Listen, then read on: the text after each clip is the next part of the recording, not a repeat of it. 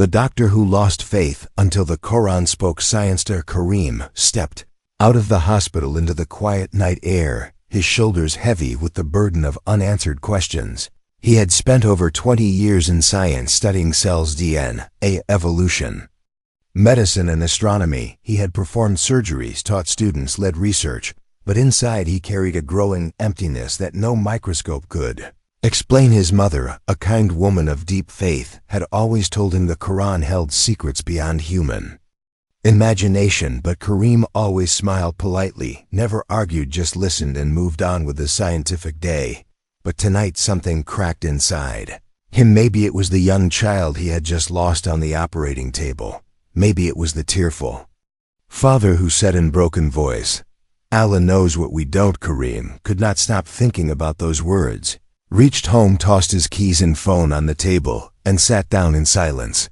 The Quran on his shelf had gathered dust for years. Tonight he picked it up, not out of faith, but out of curiosity, maybe even desperation. He opened a random page. His eyes fell on a verse from Surah Al-Anbiya. Made from water every living thing, will they not then believe? Karim froze. Water every living thing. His mind raced back to his biology lectures, to his research. He knew this was true. Everything alive, every organism, every cell required water. It was not just religious poetry. It was a scientific fact, one that science discovered centuries after the Quran was revealed. He read on each verse, felt like it was speaking directly to him. One after the other, his fingers stopped at Surah Al-Qiyamah. A verse said that the human being is created from a drop emitted, then formed in perfect proportion. It described the stages of human embryonic development, exactly as he had studied in medical school. But the Quran was revealed over 1400 years ago.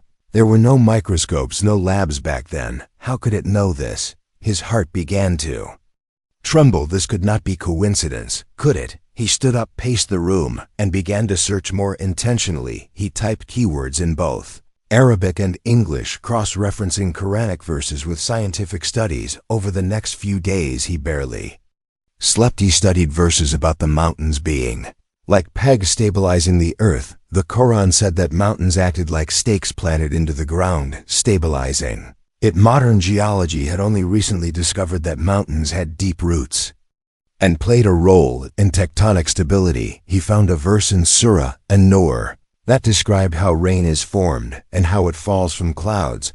The process mentioned matched what meteorology now confirmed: rain formed through evaporation, cloud condensation, and then drops descending by permission of Allah. Karim was shaking, not from fear but from awe. He had spent a lifetime thinking religion was based on emotion, while science was based on logic, but now he was beginning to see they were not enemies. They were allies, both pointing to the same creator. He went to his mother, quietly placed the Quran in her hands, and said, "Tell me more." Her eyes filled with tears. She had prayed for this moment every night for years. Over tea, she told him about the verse in Surah Al-Hadid that mentioned iron being sent down from the sky. Science had confirmed that iron on Earth did not originate here, but from supernova explosions far in the universe. The Quran had stated it plainly: iron was sent down, not formed on Earth. That night, Karim stood on his balcony under a star-filled sky and wept, not from sadness, but from realization. He had spent years searching for truth in books and labs and surgeries, and now he had found it in the very book he had ignored. The next morning he returned to the hospital, but something had changed in him.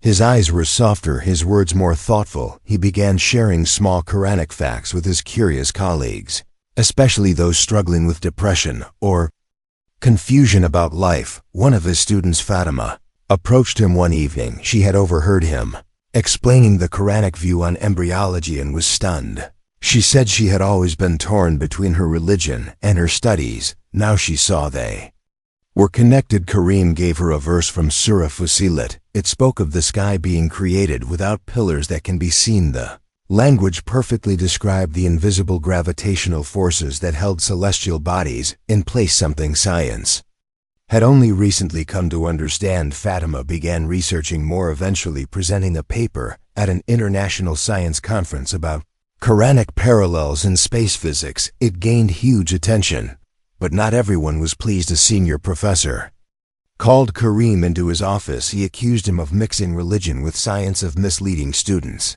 Kareem listened calmly, then handed the professor a research paper written by a NASA scientist describing cosmic smoke and the formation of the universe. Then he opened Surah Fussilat again and read aloud. Then he turned to the heaven when it was smoke and said to it and to the earth, come willingly or unwillingly. They said, we come willingly.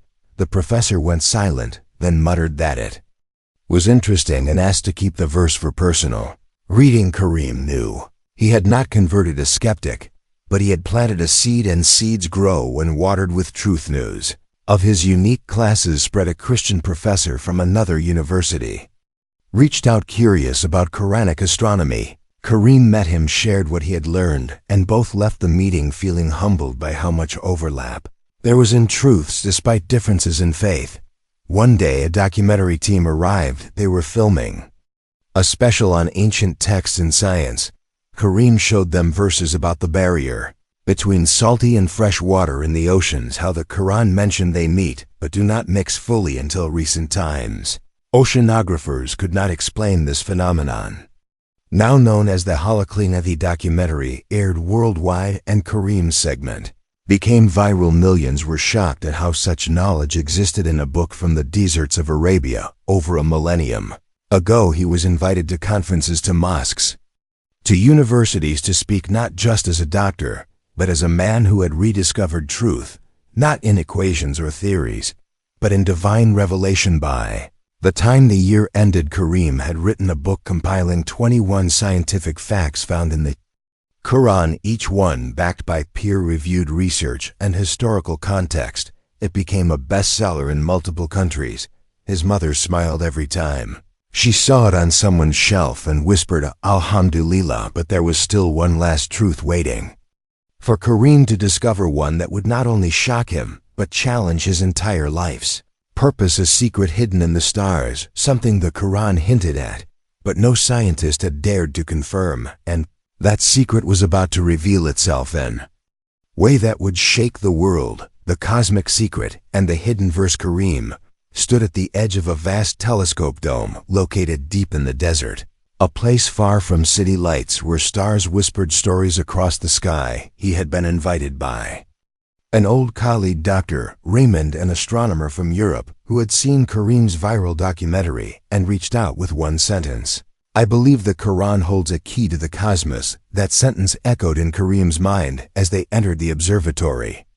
The desert night was cold, wind brushing softly across the sand. The dome opened, revealing the sky in its full glory, millions of stars burning silently across the black VEILDR. Raymond, a skeptic turned seeker, had spent decades studying quasars, neutron stars, and the Big Bang. He now believed the ancient texts, especially the Quran, might hold insights science had not yet fully understood. He turned to Kareem and asked a strange question. Do you think your Quran has ever spoken of dark matter? Kareem paused. He had not considered that specific question before, but something stirred in his memory. He opened his notebook, flipped through references until he reached a verse from Surah Yasin, where Allah says everything is written in a clear record, that which is seen and that which is unseen.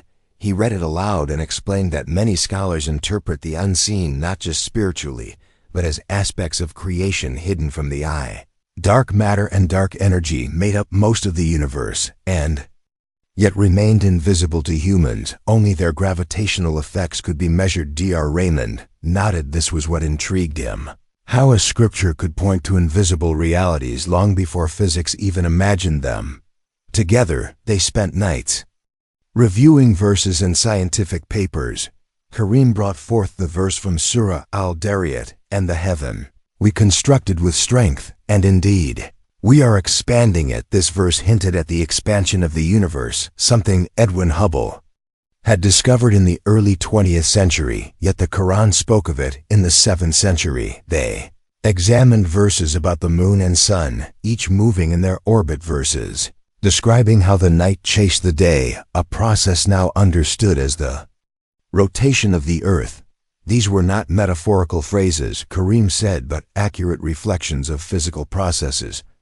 One night, while Kareem stood watching the stars, a local Bedouin caretaker approached him with a smile. He handed him a small leather-bound copy of the Quran passed down in his family for generations.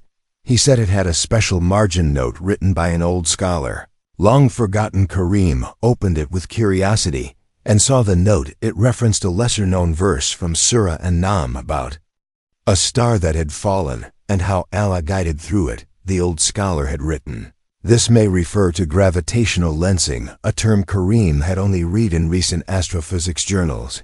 Felt a chill, not of fear, but of awe. Gravitational lensing was a phenomenon where light from a distant star was bent by the gravity of another object between it and the observer, as if the Quran had hinted that light and gravity interacted in complex ways. He presented the idea at a science and religion symposium. The audience included scientists, imams, and students. Many were stunned by the connections. Others asked questions, seeking to understand how such knowledge existed in ancient Arabic verses. A young woman named Amal approached Kareem afterward. She had once been an astrophysics student, but left university after losing faith and falling into depression. Her eyes were bright with tears. She said, "Today something woke up inside me again." Kareem gave her his email and encouraged her to resume her studies. He told her that her mind was a gift from Allah and that searching for truth through science was not rebellion, but worship if done with humility. Amal later emailed him with a verse she found in Surah Ar-Rahman. He created man from sounding clay and created the jinn from a smokeless fire. She pointed out how modern particle physics theorized the existence of forms of energy unknown to us, perhaps parallel to the idea of jinn, energy-based beings created from something humans could not detect. Kareem was stunned. He had never looked at that verse from that angle before, and now he began to see it not just as folklore, but as a possible hint at dimensions or energy science had yet to grasp. He traveled to Istanbul to meet scholars who specialized in ancient Quranic commentaries. There he met Sheikh Newman, an elderly scholar with sharp eyes and deep knowledge. They sat for hours discussing how classical scholars interpreted the heavens, the soul, time, and space. Sheikh Newman brought up the verse in Surah Al-Ma'arij where it says the angels and the spirit ascend to him in a day whose measure is 50,000 years. Kareem explained how time dilation was now a concept proven by Einstein's theory of relativity, how time was not fixed but relative to speed and gravity. The Sheikh smiled and said, "Perhaps what we think of as myth is simply science waiting to be understood." Later in Makkah, while performing Umrah, Kareem sat near the Kaaba, reflecting deeply on how far he had come from a surgeon with doubts to a believer with evidence, not blind faith, but enlightened conviction. And the boy beside him asked, "What are you writing?" Kareem showed him a list of scientific facts he had compiled from the Quran, 21 in total. The boy pointed to one and asked, "What is that one about the sky returning rain?" Kareem smiled and said, "It's true, the sky has layers that send back radio waves, protect us from harmful rays, and return condensed vapors to Earth. Everything you see has a reason, designed with purpose." Boy's father came and thanked Kareem, said he had been watching his lectures online, and it changed the way he taught his children science. They now read the Quran, not just for spiritual reward, but for intellectual curiosity. Back in his hotel room, Kareem opened his laptop, wrote the next chapter of his upcoming book, but then he paused. His eyes caught a verse in Surah Al-Taqwir. "When the sun is wrapped up, when the stars fall dispersing, when the mountains are removed." These verses sounded like a cosmic collapse, a scenario that modern science called the Big Crunch, the possible end of the universe. Could the Quran be describing the eventual fate of all creation? Kareem added it to the list, but now he felt a question rising. What was the purpose behind all these facts? It could not be just to amaze. It had to point to something more, something deeper than atoms and stars, something eternal. He closed the laptop, sat in silence, and prayed for the first time, not out of ritual, but from a desire to connect with the source behind the science. As he opened his eyes, a message flashed on his screen from a scientist in Japan who had found his lecture and claimed to have discovered a rare Quranic reference to the deep ocean trenches where no light reaches. Karim had once mentioned Surah an-Nur, describing the layers of darkness in a deep sea covered by waves upon waves, then clouds above. The Japanese scientist wanted to collaborate. He believed the Quran might hold hints about energy forms at extreme pressure depths, something unexplored by even the best equipment. Karim smiled. This was not the end, it was only the beginning. What he thought was a story of science had become a journey of the soul, a journey guided by light hidden in verses, now being revealed truth by truth. The scholar's code and the test of fire. Karim arrived in Kyoto, Japan, walking through silent temple gardens and high-tech university corridors where tradition and innovation lived side by side. He had been invited to meet Professor Hiroshi Tanaka, a marine geophysicist who had spent decades studying the pressure zones and unseen ecosystems of the deep sea. Professor Tanaka greeted Karim with deep respect and curiosity. He handed him a research journal and pointed to a highlighted paragraph. It described the discovery of soundless zones where even modern sensors failed to transmit properly, a phenomenon still unexplainable in full detail. He turned to Karim and asked a single question: how did your Quran know about layers of darkness under the ocean? Karim opened his notebook and showed him the verse from Surah an-Nur, or like darkness in a deep sea covered by waves upon waves, then clouds above layers of darkness, one above the other. Professor Tanaka nodded slowly. He explained that this verse described what modern oceanographers called aphotic zones, places where no sunlight penetrated and the upper layers of water blocked light. Progressively, a concept impossible to observe without advanced submersibles or sensors. Yet here it was in ancient text. They spent hours discussing oceanic vents, bioluminescence, and invisible life forms that thrived in pressure. Humans could not survive in. The professor was fascinated not just by the Quran, but by how calmly Karim explained it, without trying to convert, without force, just offering knowledge with humility. One afternoon, they boarded a deep-sea research vessel off the coast of Okinawa, sailing into the Pacific to test a theory. Professor Tanaka believed that natural sound signatures in the depths might match the wave patterns described in the verse. Karim stood quietly at the edge of the ship, watching the sea stretch endlessly around him.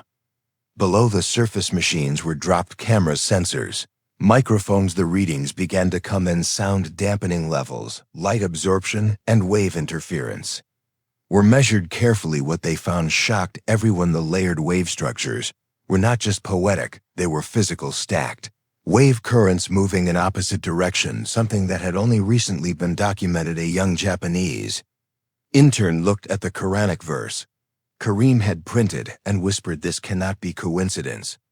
Karim smiled and repeated, "Coincidence is just another word for what we do not yet understand." News of the experiment spread, and once again Karim found himself in headlines, but this time something else began to stir global debate. Arose. Critics emerged online claiming he was mixing religion and science irresponsibly. Others praised him for offering unity in an age of division. A major science journal contacted him offering to publish his work, but only if all references to scripture were removed. Karim refused politely, saying truth could not be separated from its source, even if that truth made people uncomfortable. His decision sparked more controversy. Talk shows invited him, interviews flooded his inbox, but he kept his focus on truth, not fame. One evening, he received a handwritten letter from a renowned Islamic scholar in Cairo, Sheikh Azmi, who had been following Karim's work in silence for months. He invited him to visit the Grand Library of Alexandria to explore ancient tafsir scrolls that were never translated into modern languages.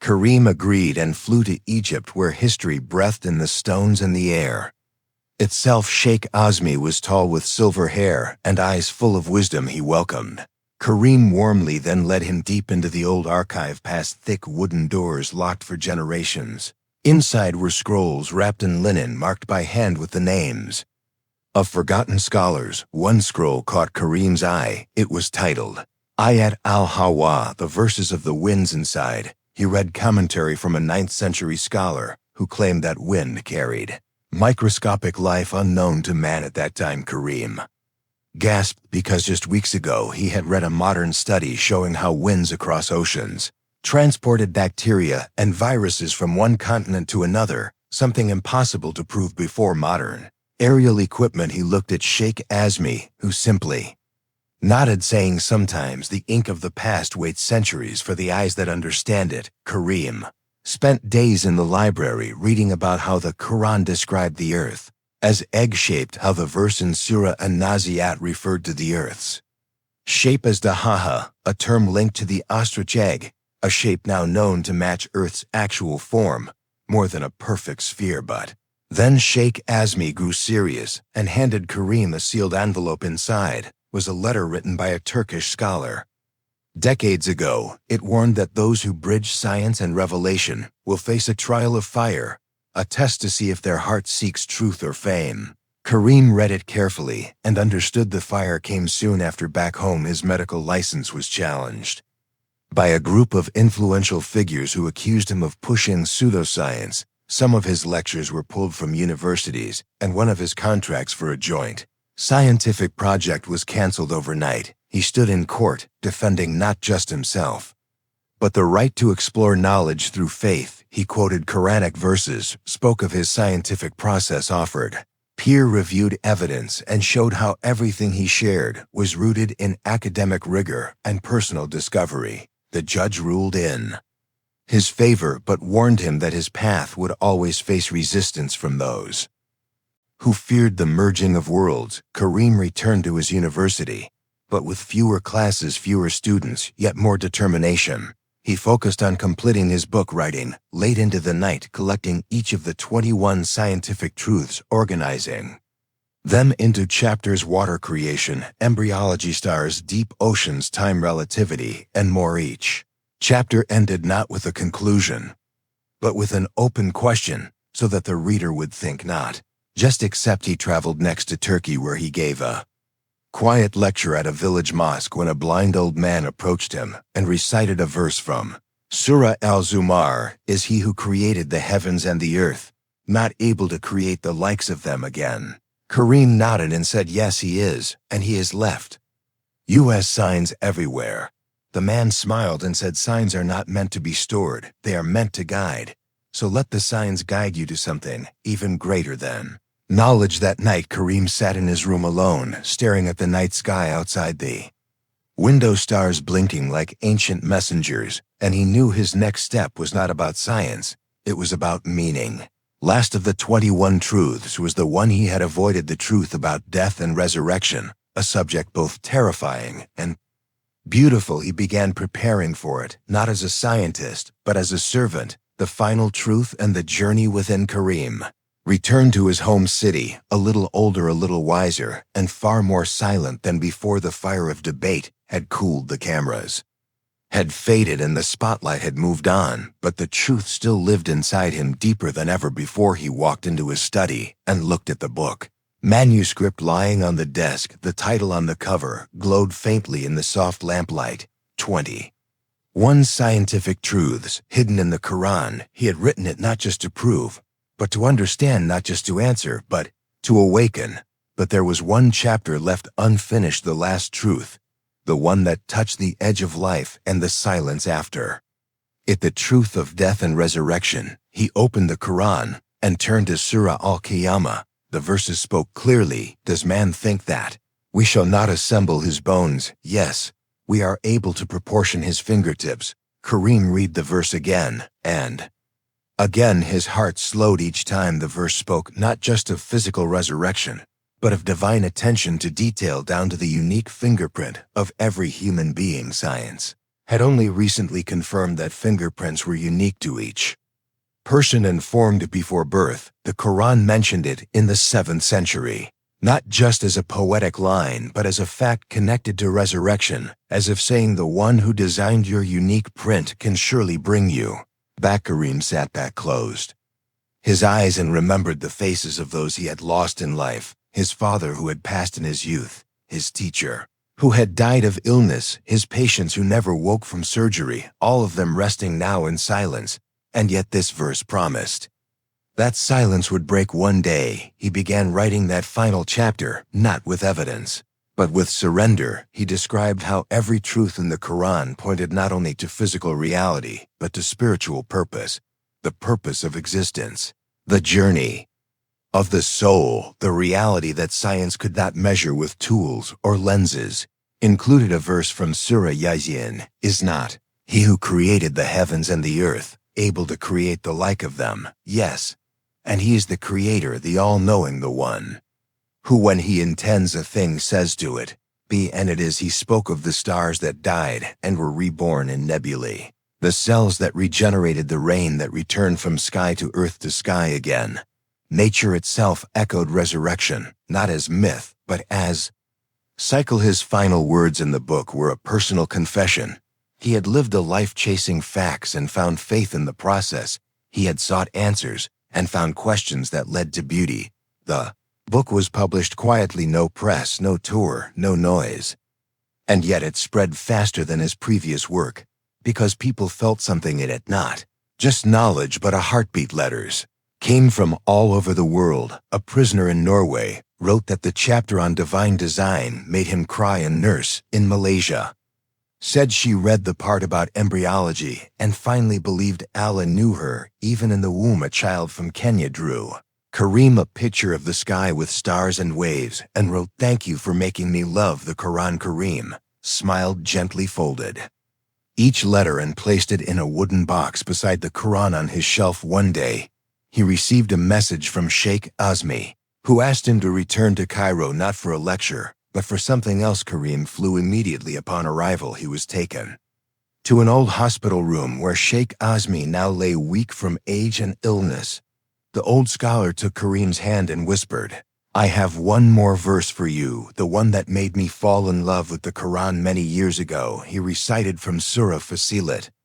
"Soon we will show them our signs in the horizons and within themselves, until it becomes clear to them that it is the truth." Kareem felt his eyes fill with tears. This verse was the bridge between all he had learned and all he still sought, the horizon and the soul, the telescope and the heart. He stayed beside Sheikh Azmi until his final breath and helped carry him to his resting place in a cemetery, surrounded by olive trees where the air felt ancient and peaceful. Back home, Kareem no longer gave speeches or appeared on shows. He opened a small center where children and youth could come and ask questions about science and faith, without fear, without judgment. One afternoon, a boy asked him, "Will Allah show us all the secrets in Jannah?" Kareem smiled and said, "Maybe the greatest secret is that the more you seek him, the more you find yourself." Years passed. His beard grew gray, his steps slower, but his eyes always alive with wonder. He still walked under the stars, still watched the ocean,